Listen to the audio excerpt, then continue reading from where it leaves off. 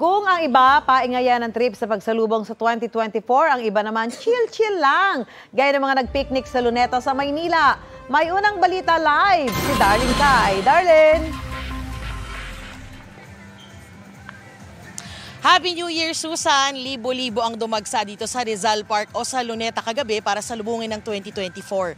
Ngayong umaga naman marami at parami pa ng parami ang mga dumarating para i-extend ang selebrasyon, mag-bonding kasama ang pamilya, mamasyal at mag-ehersisyo.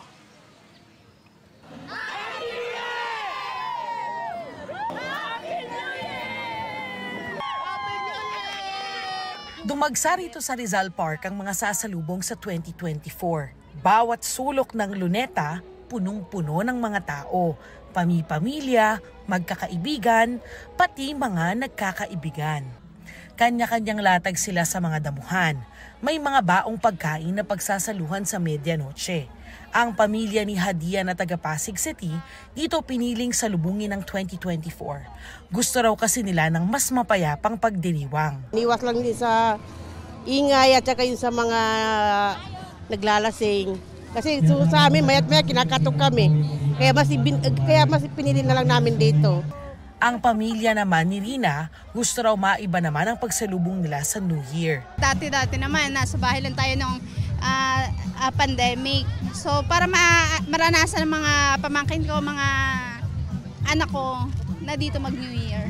Aliw na aliw ang mga tao sa makulay na dancing fountain sa Rizal Park. Mayroon ding New Year countdown concert.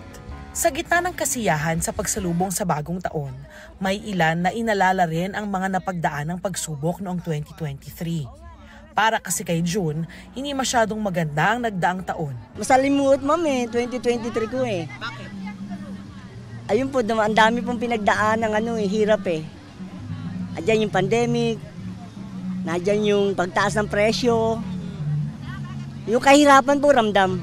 Pero itong mga pagsubok daw ang nagpatibay sa kanya, gaya ni Falhani na ipinagpapasalamat ang mga babauning aral. Marami ako pinagdaanan na kakaibang hirap, pero ngayon, yung kalooban ko ngayong taon na darating ngayon, mas mabuti na yung pakiramdam ko.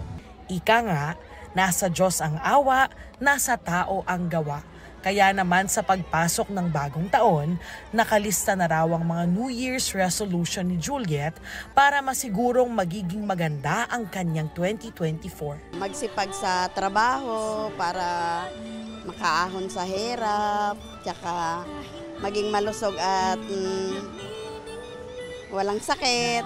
Mag-exercise po, tsaka konting diet sa pagkain.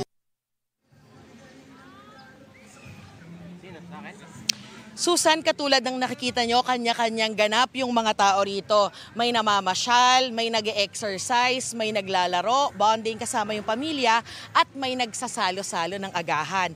Ang maganda rito, hindi nag-iwan ng bakas yung dagsa ng mga tao dahil malinis at walang kalat.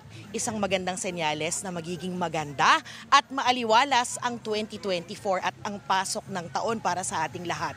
Happy New Year po mga kapuso! Ako si Darlene Kai mula rito sa Maynila para sa GMA Integrated News. Salamat, Darlene. Happy New Year din. Mga kapuso, para una ka sa mga balita, mag-subscribe sa GMA Integrated News sa YouTube. Sa mga kapuso abroad, subaybayan niyo po kami sa GMA Pinoy TV at sa www.gmanews.tv.